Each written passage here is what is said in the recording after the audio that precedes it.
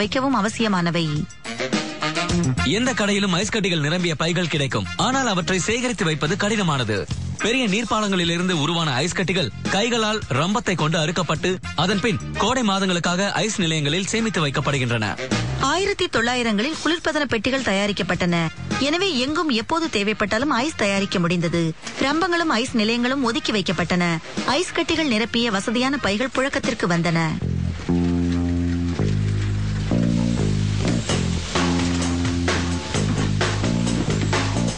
1996ல் Arctic glacier தொடங்கியது. இப்போது அதுதான் கனடாவில் ஐஸ் கட்டிகளை பைகளில் வழங்கும் பெரிய நிறுவனமாகவும் வட அமெரிக்காவில் அவற்றில் ஒன்றாகவும் இருக்கிறது. கோடை மாதங்களில் தேவை அதிகமாவதால் அவர்களுடைய ஊழியர்கள் எண்ணிக்கையும் இரட்டிப்பை விட அதிகமாகிறது. இது உண்மையான ஆர்க்டிக் கிளேசியரிலிருந்து வெட்டி எடுக்கப்பட்ட ஐஸ் அல்ல. இது உள்ளூர் நீரிலிருந்து தயாரிக்கப்பட்டது. ஒரு நாளில் ஆர்க்டிக் கிளேசியர் 3.5 லட்சம் லிட்டருக்கும் அதிக நீரை பயன்படுத்துகிறது. எங்களுக்கு தேவையான தண்ணியை எல்லாம் நாங்க உள்ளூர் மாநகராட்சி கிட்ட இருந்து வாங்குறோம். நாங்க சில வடிகட்டிகளை, காகித வடிகட்டிகளை பயன்படுத்தி வடிகட்டுறோம்.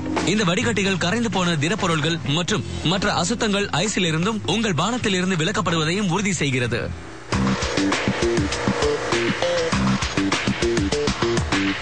ஐஸ் தயாரிக்கும் அறையில் வடிகட்டப்பட்ட நீர் ஸ்டெயின்லெஸ் ஸ்டீல் தகடுகள் மூலம் அருவியை போல் விழுகிறது. இந்த தகடுகள் -20 டிகிரி செல்சியஸுக்கு குளிர்விக்கப்பட்டுள்ளன. அவற்றின் குளிர்ச்சியான மேல்பரப்பில் நீர் போகும்போது ஐஸ் மெதுவாக உருவாகிறது. ஆர்க்டிக் கிளேசியர் தங்கள் மிசிசாகா நிலையத்தில் மட்டுமே 288 தகடுகளை பயன்படுத்துகிறது. வீட்டில் தயாரிக்கப்பட்ட ஐஸின் நடுப்பகுதியில் சிறிது மூடு பனி போல் இருக்கிறது. அது ஏனென்றால் நீரில் உள்ள தாது பொருட்கள் கடைசியாக உறைகின்றன. ஆனால் இங்கு தகடுகள் செங்குத்தாக இருப்பதால் தாது பொருட்கள் கீழ்ப்புறமாக ஓடி அடிபாகத்தில் கொட்டுகின்றன. எனவே இந்த ஐஸ் தெள்ள தெளிவாக இருக்கிறது. நமக்கு சுத்தமான உறைந்த H2O கிடைக்கிறது.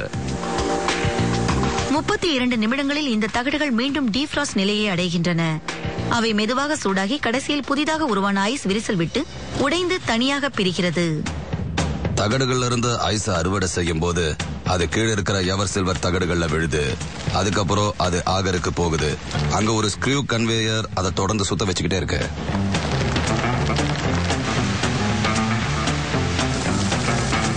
இந்த ஸ்க்ரூ கன்வேயர் ஐஸை சேமிப்பு கிடங்கிற்கு தள்ளுகிறது. ஐஸ் அங்கே சேமிக்கப்பட்டு மேலும் சிறிது காலத்திற்கு உறைய வைக்கப்படுகிறது. அப்போதுதான் அவை கையில் எடுக்கும்போது ஈரமாக இல்லாமல் இருக்கும். அவை சேமிப்பு கிடங்கில் ஐஸ் ரேக் பின்னில் வைக்கப்படுகிறது. இதை பார்த்தா ரேக்க மாதிரி இருக்கிற ஒரு பெரிய இயந்திர செயல்பாடு. அதனாலதான் இந்த பெயரை கொடுத்திருக்காங்க. இந்த ராக் இரு வழிகளில் உதவுகிறது. ஐஸை ஒரு மட்டத்தில் வைப்பதால் மேலும் ஐஸை சேமிக்க இடம் கிடைக்கும் மற்றும் இது ஐஸை சிறிது சிறிதாக பேக்கேஜிங் அறைக்கு தள்ளுகிறது.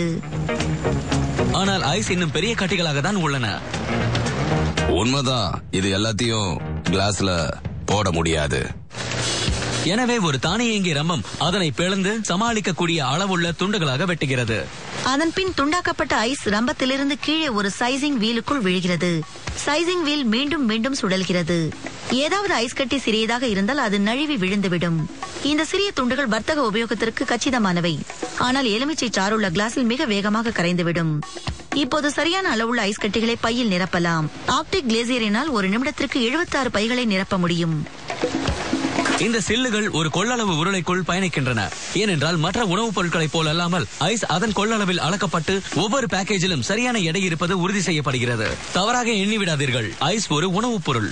மற்ற உணவுப் பொருள் எங்க இருக்கணுமோ அங்கதான் ஐஸும் இருக்கணும். அது சரியான முறையில தயாரிக்கப்பட்டு ஒரு உணவா எடுத்துக்கப்படணும்.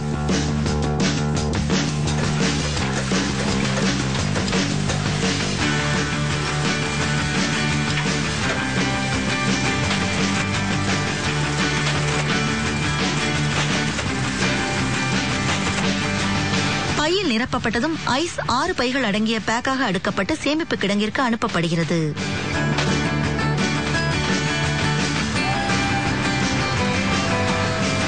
இது ஒரு குளிர்விக்கப்பட்ட கிடங்கு. இதன் வெப்பநிலை -6 டிகிரி சென்டிகிரேட்.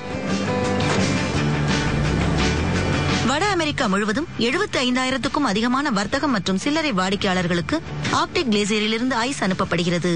இந்த நிறுவனம் தினமும் 11,000 டன்கள் ஐஸை தயாரிக்கிறது.